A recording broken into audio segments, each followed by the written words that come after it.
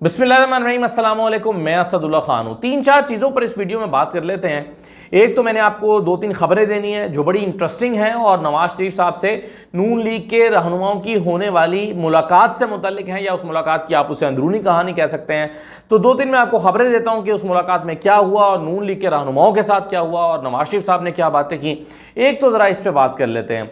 दूसरा, ये जो नून लीग और पीपल्स पार्टी का इंतखाबी इत्तेहाद बना है, क्या ये बहुत बड़ी खबर है? क्या ये बहुत एक ऐसी खबर है कि जिस पर बड़ी जो एक जिसे आप ब्रेकिंग न्यूज़ कह सकते हैं, ऐसी खबर है? ये क्यों इंतखाबी इत्तेहाद बना है ज़िमनी इंतखाबात के लिए नून लीग और पीपल्स पार्टी का? कुछ बात इस पर कर लेते हैं। लेकिन ये बातें शुरू करने से पहले मैं एक चीज़ पर कमेंट करना चाहता हूँ। कल से करना चाह रहा हूँ, मुझे मौका नहीं मिल रहा अपने व्लॉग्स में, लेकिन कल से जो बात मैं कहना चाह रहा हूँ वो बात है हथकड़ियों से मुतल्लिक, जिसमें हमने देखा कि शाहरेज़ खान जो इमरान खान के भांजे हैं, अलीमा खान के बेटे हैं, उनको हथकड़ी लगाकर अदालत में पेश किया गया, जिसमें वो मुस्कुराते हुए नज़र आ रहे हैं, जिसमें हंसते हुए खिलखिलाते हुए दिखाई दे रहे हैं और हाथों में हथकड़ी लगी हुई है। और उसी हथकड़ी लगाकर उनको पेश किया गया अदालत में। तो माजी में हमने कई लोगों को देखा है कि बाज़ लोगों को हथकड़ियाँ लगाकर पेश किया जाता है और बाज़ लोगों को हथकड़ियाँ लगाकर पेश नहीं किया जाता। तो किसको हथकड़ी लगाई जाती है, किसको नहीं लगाई जाती, किसको लगाई जानी चाहिए और किसको नहीं लगाई जानी चाहिए, ये एक अलहदा मामला है। मसलन हमने देखा कि माजी में जो अरबों रुपए की मनी लॉन्ड्रिंग के मुल्ज़मान थे, उनको हथकड़ी लगाकर पेश नहीं किया जाता रहा। और जो मामूली नोयत के इल्ज़ामात के तहत गिरफ्तार किए गए लोग हैं, उनको हथकड़ियाँ लगा के पेश किया जाता रहा। डॉक्टर शाहिद मसूद को हथकड़ी लगाकर पेश किया गया, सिद्दीक जान को हथकड़ी लगाकर अदालत में पेश किया गया। लेकिन बाज़ औक़ात बड़े बड़े जो मुल्ज़िम होते हैं, मुजरिम होते हैं कौम के, उनको हथकड़ी नहीं लगाई जाती। मसलन मैं आपको मिसाल देता हूँ कि लाहौर में नैब कोर्ट में केस चला करता था अरबों रुपए की मनी लॉन्ड्रिंग का, जिसमें शहबाज शरीफ साहब कोट लखपत जेल से नैब कोर्ट लाए जाते थे। यानी वो उन दिनों में गिरफ्तार थे। शहबाज शरीफ भी गिरफ्तार थे, हमजा शहबाज भी गिरफ्तार थे। शहबाज शरीफ और हमजा शहबाज को लाया जाता था, पुलिस लेकर आती थी उन्हें, और जब पुलिस उनको लेकर आती थी तो गुलपाशी होती थी उनके ऊपर, और पुलिस गुलपाशी करने वालों को अलाउ करती थी कि गुलपाशियाँ हों। और पूरे रास्ते, यानी जिस सहन में नवाज शरीफ की गाड़ी, शहबाज शरीफ की गाड़ी आती थी, वहाँ से लेकर वो सीढ़ियाँ चढ़ के ऊपर वाले फ्लोर पर जाया करते थे। सारे रास्ते में उनके कारकुनान, कहीं पर 5 लोग खड़े हैं फूलों की पत्तियाँ फेंकने के लिए, 2-4 नीचे खड़े हैं, होते 10-12 ही थे, लेकिन बहरहाल वो फूलों की पत्तियाँ फेंकते थे और उनको पुलिस अलाउ करती थी कि फूलों की पत्तियाँ वो फेंकें। और हटो बच्चों की सदाएँ होती थीं। जब शहबाज शरीफ साहब नैब कोर्ट में आते थे तो उनके आने से पहले एक शख्स आता था, वो शहबाज शरीफ साहब की कुर्सी पर एक कुशन रखता था जहाँ जो टेक लगाने के लिए होता था, फिर वहाँ पर टिश्यू बॉक्स रखा जाता था। यानी कोट लखपत जेल से शहबाज शरीफ साहब तशरीफ़ ला रहे होते थे और हमजा शहबाज तशरीफ़ ला रहे होते थे, अलग अलग आते थे दोनों, और उससे पहले वहाँ पर उनका प्रोटोकॉल स्टाफ पहुँचता था। प्रोटोकॉल स्टाफ, उनका ज़ाती स्टाफ, वो पहुँच के वहाँ पर अरेंजमेंट्स करता था। मैं खुद इसका चश्मदीद गवाह हूँ। और शहबाज शरीफ साहब जो हैं, उनको हथकड़ियाँ, या हमजा शहबाज को हथकड़ी नहीं लगाई गई होती थी। लेकिन उसी केस के शरीक मुल्ज़िमान जो 10-11 मुल्ज़िमान थे, जिनमें कासिम कयूम हो गए मसलन उसमें अनवर मकसूद मकसूद अहमद एक मुल्ज़िम था, वो हो गए। कैश बॉयज़ थे, वो जो इधर से कैश लेकर मॉडल टाउन की दूसरी बिल्डिंग में लेके जाते थे, गिना करते थे, पहुंचाया करते थे, बैंक से निकालते थे, बैंक दूसरे बैंक में लेके जाते थे, उनको कैश बॉयज़ का नाम दिया गया था। वो सारे 10-11 लोग होते थे, उन सबको हथकड़ियाँ लगाकर, एक ही हथकड़ी से बांधा होता था, सबको हथकड़ियाँ लगाई होती थी, उनको लाया जाता था। तो मुझे इस बात में बड़ी तकलीफ होती थी कि भाई एक ही केस है, उसके केस के कुछ मुल्ज़िमों को आपने हथकड़ी नहीं लगाई हुई और कुछ मुल्ज़िमों को हथकड़ी लगाई हुई है।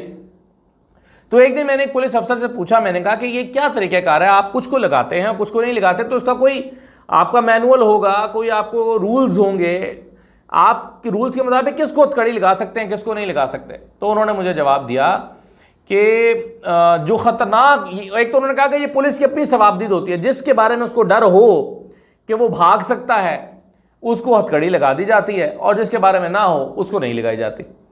यानी वो कासिम कयूम और वो मकसूद अहमद और वो बाकी लोग जो लाए जाते थे, वो चपड़ासी, पियन, वो सारे बेचारे 18-18 हज़ार रुपये की तनख्वाह लेने वाले मुलाजिम थे, 25,000 रुपये तनख्वाह लेने वाले मुलाजिम थे, उसमें से अब दो तीन लोगों की डेथ भी हो चुकी है, तो उन सबको नहीं लगाई जाती थी, उन सबको हथकड़ियाँ लगाई जाती थी। तो उस वक्त पुलिस की तरफ से मुझे ये डेफिनेशन मिली कि जो ख़तरनाक मुजरिम होते हैं उसको हथकड़ी लगाई जाती है, जिनके भाग जाने का डर होता है। लेकिन चूंकि शहबाज शरीफ, 3 लोगों को नहीं लगाई जाती थी, शहबाज शरीफ, हमज़ा और उनका जो CFO था, चीफ फाइनेंशियल एडवाइज़र, उस्मान गालिबन नाम था उसका, मैं भूल रहा हूँ अब, कहीं पर लिखी हुई हैं वो सारी चीज़ें, उसको हथकड़ी नहीं लगाई जाती थी। तो ये जो नौजवान है इसको हथकड़ियाँ लगा के पेश किया गया, जो पाकिस्तान भर में, दुनिया भर में पाकिस्तान का नाम रोशन कर चुका है, बतौर एथलीट पाकिस्तान का झंडा उठा चुका है और पाकिस्तान की नुमाइंदगी कर चुका है, उसको हथकड़ियाँ लगा कर पेश किया गया। तो इस पर मैं थोड़ी सी अपने एक बात करना चाह रहा था कि बड़े बड़े जो मगरमच्छ हैं उनको तो हथकड़ियाँ नहीं लगाई जाती, और जिनको आपने तज़हीक का निशाना बनाना हो उन्हें हथकड़ियाँ लगा दी जाती हैं। दूसरी बात यह है कि नून लीग और पीपल्स पार्टी ने मिलकर इलेक्शन लड़ने का फैसला कर लिया है। मिलकर इलेक्शन लड़ेंगे पीपल्स पार्टी और नून लीग। अच्छा, अब ये ज़िमनी इलेक्शन की बात हो रही है, यानी अभी जो ज़िमनी इलेक्शन हो जा रहे हैं, यानी वो सीटें जो तहरीक इंसाफ से छीनी गई हैं, वो सीटें जो तहरीक इंसाफ से हथियाई गई हैं, उन सीटों पर ज़िमनी इलेक्शन होगा। वो ज़रताज गुल की सीट, वो अहमद चट्ठा की सीट, वो मलिक अहमद ख़ान बच्चर की सीट, वो बाकी सीटें जो राय मुर्तज़ा, हसन मुर्तज़ा की सीट, वो तमाम सीटें जिनको हथियाया गया है अदालतों के ज़रिए से, यानी एक शख्स जो है वो सरगोदा में मौजूद ही नहीं है या मियांवाली में मौजूद ही नहीं है और उनको सज़ाएं सुनाकर जो सीटें खाली कराई गई हैं ज़बरदस्ती, उन सीटों पर जो ज़िमनी इलेक्शन होने हैं उसकी ये कहानी है। तो उसमें नून लीग और पीपल्स पार्टी मिलकर इलेक्शन लड़ेंगे। तो ये क्या ब्रेकिंग न्यूज़ है? नहीं, ब्रेकिंग न्यूज़ नहीं है मेरे ख्याल में। उसकी वजह यह है कि देखिए, पंजाब में असल मुकाबला तो नून लीग और PTI का ही है, और अगर फेयर इलेक्शन हो जाए तो PTI का किसी से मुकाबला ही नहीं है। अगर फेयर इलेक्शन हो जाए तो फिर PTI तो ये सारे इलेक्शन बड़ी आसानी से जीत जाएगी। लेकिन बहरहाल समहाउ नून लीग भी एक रियलिटी है पंजाब की, या रही है पंजाब की, तो उनके पास भी कैंडिडेट्स मौजूद होते हैं और वो अपनी पूरी रियासती मशीनरी के साथ इलेक्शन में उतरते हैं, तो उनका भी एक ज़ोर है। तो असल में पंजाब में इलेक्शन तो PTI और नून लीग के दरमियान होना है। तो पीपल्स पार्टी अगर अपना बंदा खड़ा भी कर लेगी तो कहीं 700 वोट मिलेंगे, कहीं 800 होंगे, कहीं 1000 हो जाएंगे, कहीं 1200 हो जाएंगे, कहीं शायद इससे भी कम हो जाए, और बहुत छलांग लगी तो 3-4 हज़ार वोट हो जाएंगे। तो पीपल्स पार्टी ने बेहतर समझा कि इस बदनामी को मोल लेने से बेहतर है कि हम नून लीग के साथ इत्तेहाद कर लें। दूसरी वजह इसमें मुमकिन तौर पर यह हो सकती है कि पीपल्स पार्टी अगर इलेक्शन अपने तौर पर लड़ती है तो क्या वो अच्छी लगेगी? पीपल्स पार्टी क्या अच्छी लगेगी कि वो नून लीग के खिलाफ खड़े होकर जलसों में तकरीरें कर रही हो, यानी बिलावल भुट्टो शहबाज शरीफ के खिलाफ नारे लगा रहे हों, शहबाज शरीफ की पार्टी के लोग और वज़रा जो हैं वो बिलावल भुट्टो को तनकीद का निशाना बना रहे हों, तो जाहिर है हम अपने शोज़ में ये सवाल उठाएंगे, TV शोज़ पर रोला पंचेगा, शॉर्ट्स चलेंगे कि देखें जी ये मरकज़ में इत्तेहादी बने बैठे हैं और एक इलेक्शन पर जाके एक दूसरे के खिलाफ तकरीरें कर रहे हैं। तो चूँकि एक दूसरे के खिलाफ तकरीरें करना मुमकिन नहीं है, तो इसलिए वहाँ पर चूँकि एक दूसरे के खिलाफ तकरीरें नहीं कर सकते, तो उन्होंने बेहतर समझा कि इसको इत्तेहाद बना लिया जाए। यही सूरत हाल जो है वो दूसरी तरफ वहाँ भी है सिंध में, जहाँ पर नून लीग का कोई वोट बैंक नहीं है और पीपल्स पार्टी का वोट बैंक है। तो नून लीग पीपल्स पार्टी को वहाँ सपोर्ट कर देगी, पीपल्स पार्टी पंजाब में सपोर्ट कर देगी, तो चलो जी मुकमुका हो गया, कहानी ख़त्म, एक इंतखाबी इत्तेहाद बन गया। लेकिन जैसे ही जनरल इलेक्शन आएगा तो आप देखिएगा बिलावल और आसिफ जरदारी दोनों ही शहबाज शरीफ की सलाहियतों पर सवाल उठाने शुरू कर देंगे और कहेंगे कि इनको बड़ा समझाया, बड़ा इनको सिखाया, लेकिन ये मानते नहीं है, ये सीखते नहीं है, ये वैसे के वैसे हैं और ये मुल्क को ठीक कर ही नहीं सकते। अभी जनरल इलेक्शन में क्या हुआ, PDM में इकट्ठे और बिलावल भुट्टो वज़ीर ख़ारजा, हुकूमत का इकट्ठे की, वज़ीर ख़ारजा बने, और जब इलेक्शन में उतरे तो उन्होंने कहा कि जी ये शहबाज शरीफ तो इतना नालायक वज़ीर आज़म है, ये तो मुल्क को ठीक कर ही नहीं सकता, मैं करूँगा। तो ये इनके हालात रहे।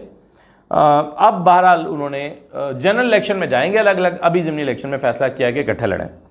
दो खबरें मैं आपके साथ नवाज शरीफ की मुलाकात के हवाले से शेयर कर देता हूँ। नवाज शरीफ से मुलाकात की है दो चीमों ने, एक डॉक्टर निसार चीमा, एक जुल्फ़िकार चीमा, और इसमें खुरम दस्तगीर थे, राना सनाउल्लाह थे और एक दो और लोग थे। इन लोगों ने जाकर नवाज शरीफ साहब से मुलाकात की। अब नवाज शरीफ साहब से मुलाकात में ज़ाहिर है निसार चीमा तो इसलिए मिले या जुल्फ़िकार चीमा कि उनके साथ वज़ीराबाद में बड़ी ज़्यादती हुई है कि वज़ीराबाद में वहाँ पर अता तारड़ के भाई को टिकट दे दिया गया है और पहली मर्तबा हुआ है कि चीमों को टिकट नहीं दिया गया। इससे पहले इफ्तिखार चीमा भी इलेक्शन लड़े और जीते, निसार चीमा भी इलेक्शन लड़े और जीते।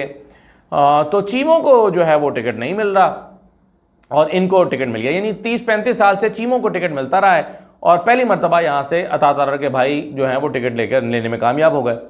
तो इस अभी सूरत हाल ये है कि निसार चीमा ने भी अपने कागजात जो जमा कराए हुए हैं विड्रॉ नहीं किए। यानी उनके पास ये ऑप्शन मौजूद है कि वो PMLN के प्लेटफॉर्म से ना लड़ें तो अपने कागजात भी वापस ना लें और वो आज़ाद लड़ लें, ये उनके पास ऑप्शन है। लेकिन ऐसा करने से ज़ाहिर है पार्टी फिर उनसे नाराज़ हो जाएगी। तो नवाज शरीफ से उन्होंने मुलाकात की या नवाज शरीफ ने उन्हें बुलाया। ज़ाहिर है नवाज शरीफ ये चाहते हैं कि भाई आप अपने कागजात अब वापस लें, क्योंकि हमने वहाँ पर टिकट आपको नहीं दिया, किसी और को दे दिया। आप अपने कागजात वापस लें और हमारे उम्मीदवार को सपोर्ट करें, क्योंकि आपका हल्का है, आपका इलाका है, आप यहाँ से इलेक्शन लड़ते हैं, लेकिन हमने किसी और को खड़ा कर दिया तो आप उनको सपोर्ट करें। तो ज़ाहिर है चीमा बरादरान ने कहा कि आप जो है वो ज़्यादती की है नवाज शरीफ साहब, हम जहाँ से लड़ते हैं हमारा हल्का है और हमारे हल्के में कोई और आके लड़ गया है। तो अब असल कहानी तो मैंने आपको पहले एक व्लॉग में बता दी थी, जिन लोगों ने नहीं सुनी उनको मैं 2 लाइनों में दोहरा देता हूँ कि हुआ ये था कि जब 8 फरवरी 2024 के इलेक्शन के बाद इनसे रब्ता किया गया और कहा गया कि हम आपको सीट देने के लिए तैयार हैं, आप हार तो गए हैं 60,000 वोटों से, लेकिन आप सीट ले लें, हम आपको फॉर्म 47 दे देते हैं। तो उस वक्त निसार चीमा साहब ने कहा कि हमने इज्जत से सियासत की है, सारी उम्र इज्जत कमाई है, हम 60,000 वोटों से जीते हुए बंदे को उससे ज़बरदस्ती सीट नहीं ले सकते, अखलाकी तौर पर हमेशा दुरुस्त नहीं समझते, हल्के के लोगों ने उन्हें मुंतखब किया है, उन्हें ही जाना चाहिए। तो क्या हुआ, नून लीग की सीट ज़ाया हो गई, हालांकि फॉर्म 47 पर यह सीट नून लीग को मिलने के लिए तैयार थी। उस वक्त हमारे दोस्त तारिक अजीज़ साहब ने ये ट्वीट भी किया था, तारिक अजीज़ साहब ने कहा भी था कि राना शमीम ने सियालकोट से और गुजरांवाला डिवीज़न से निसार चीमा ने जीतने से इनकार कर दिया। तो ये उन्होंने उस वक्त ट्वीट भी किया था 11 तारीख को तारिक अजीज़ साहब ने। तो बुनियादी वजह ये थी, राना शमीम साहब ने भी कहा कि मैं 1962 से जीतता चला आ रहा हूँ, 1962 से उम्र के इस हिस्से में आकर मैं ये 2 नंबरी नहीं करना चाहता कि मैं हार गया हूँ और मैं जीत जाऊँ। तो क्या हुआ कि नून लीग को लगा हमारी सीट ज़ाया हो गई है, यहाँ पर कोई और बंदा होता तो अच्छा खासा वो ये सीट भी हमारे हिस्से में आ जाती। तो ईमानदार आदमी को पसंद नहीं किया जाता। नवाज शरीफ साहब ने कहा कि यहाँ पर अगर फिर इनको खड़ा किया और फिर ये चंद हज़ार वोटों से हार रहे हुए तो फिर ये इनकार कर देंगे कि भाई हम तो जाली फॉर्म 47 नहीं लेंगे तो सीट ज़ाया हो जाएगी। तो उन्होंने बेहतर समझा फिर ऐसे बंदे को टिकट दिया जाए जो चाहे 50,000 वोटों से हार रहा हो, लेकिन जब उसको फॉर्म 47 दिया जाए तो वो खुशी खुशी कबूल कर ले। इसलिए नवाज शरीफ साहब ने चीमा बरादरान को टिकट नहीं दिया और चीमा साहब से आज नवाज शरीफ ने कहा कि आप अपने कागजात वापस लें और अपने कागजात वापस लेकर, यानी इनफैक्ट जब कल मुलाकात हुई है तो उसमें उन्होंने ये कहा कि आप अपने कागजात वापस लें और हमारे बंदे को सपोर्ट करें, हम आपको सेनेट में या कहीं और एडजस्ट कर देंगे। ये वादा उनसे किया गया है कि हम आपको कहीं ना कहीं एडजस्ट कर देंगे, लेकिन फिलहाल आप अपने कागजात वापस ले लें और अता तारर के भाई को वहाँ पर सपोर्ट करें। और वैसे भी नवाज शरीफ साहब ये समझते हैं कि मुश्किल इलेक्शन है और यहाँ पर जो ये ब्यूरोक्रेटिक स्टाइल के भाई हैं, जुल्फ़िकार चीमा और निसार चीमा और इफ्तिखार चीमा, ये जो फैमिली है, तो ये चूँकि लोग अवाम के साथ उनका इतना मजबूत नहीं है ताल्लुक़, तो ये मुश्किल इलेक्शन है। तो मुश्किल इलेक्शन में हमें एक ऐसे मुतहरिक बंदे को उतारना चाहिए जो कैंपेन ज़रा ज़ोरदार चला सकता हो।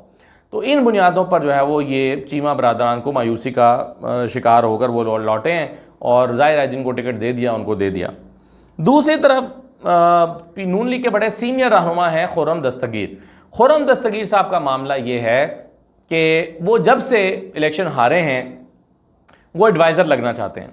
वो चाहते हैं कि उन्हें कहीं ना कहीं काबीना में एडजस्ट किया जाए, उन्हें एडवाइज़र लगाया जाए। लेकिन खुर्रम दस्तगीर साहब अभी तक इस मामले में कामयाब नहीं हो सके। उसकी वजह शायद ये भी हो सकती है कि उन्होंने बहरहाल कुछ चीज़ों पर शिकवा भी किया था पार्टी से और पार्टी पर कहीं हल्के धीमे लफ्ज़ों में जो है वो अपनी शिकायतें भी की थी।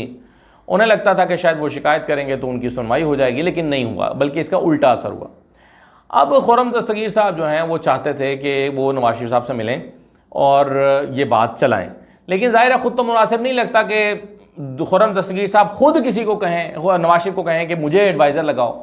वैसे भी उन्हें लगता है कि एडवाइज़र की सीट खाली हो रही है, यानी राना सनाउल्लाह खुद इलेक्शन लड़ेंगे, राना सनाउल्लाह इलेक्शन लड़के कौमी असम्बली में आ जाएंगे तो एक एडवाइज़र की सीट खाली हो जाएगी, तो मुझे एडवाइज़र के तौर पर लगा दिया जाए और नवाज शरीफ और राना सनाउल्लाह जो हैं वो तो पहले भी कैबिनेट के अंदर हैं और कौमी असम्बली के मेंबर बन जाएंगे, तो उनकी जगह पर मुझे एडजस्ट कर दिया जाए। लेकिन खुर्रम दस्तगीर साहब ये बात खुद नहीं करना चाहते थे। वो चाहते थे कि उनकी इस महफिल में शरीक बाकी लोग जो हैं ये बात चलाएं और कहें कि गुजरांवाला की नुमाइंदगी होनी चाहिए, गुजरांवाला की कैबिनेट में कोई नुमाइंदगी नहीं है, हुकूमत में नुमाइंदगी नहीं है, तो गुजरांवाला की नुमाइंदगी होनी चाहिए, इस तरह से बात चलाई जाए। तो इस सिलसिले में मेरी इत्तला यह है कि खुर्रम दस्तगीर साहब 2-3 लोगों को तैयार करके ले गए और कहा कि आपने मेरी वहाँ पर सिफारिश करनी है। खबर यह है कि मीटिंग हुई, मीटिंग होकर वो जिन लोगों के का मुंह तकते रहे खुर्रम दस्तगीर साहब के, आप बात करेंगे या आप बात करेंगे या आप बात करेंगे, उन्होंने नवाज़ शरीफ साहब से खुर्रम दस्तगीर साहब की या गुजरांवाला की नुमाइंदगी की सिरे से कोई बात ही नहीं की और वो यूं ही उठ के चले आए। तो खुर्रम दस्तगीर साहब को बड़ी मायूसी हुई कि मैं इन्हें लेकर गया था और वहाँ पर चाहता था कि ये मेरी बात करें, लेकिन इन्होंने तो कोई बात ही नहीं की। तो वो वहाँ से सब लोग खामोशी से चले आए और खुर्रम दस्तगीर साहब फिर जो है एक मरतबा फिर शायद उन्हें कुछ अर्सा मज़ीद इंतज़ार करना पड़ेगा। तो ये दो एक ख़बरें भी थीं जो मैं आपके साथ शेयर करना चाहता था, और बाकी चीज़ें फिर चलें हम दोबारा किसी और वीडियो में डिस्कस करेंगे। जाते जाते मैं सिर्फ ये कहना चाहूँगा कि हमारा जो मैंने अनाउंस कर रखा है कतर और दुबई का एक ट्रिप, तो उसमें जो लोग इंटरेस्टेड हैं वो उन्हें मैं याद दहानी करा दूं कि वो इस ट्रिप का हिस्सा बन सकते हैं। ट्रैवल बार से रब्ता कर लें और रजिस्ट्रेशन करवा लें अगर आप जाना चाहते हैं तो। इजाज़त दीजिए, अल्लाह हाफ़िज़।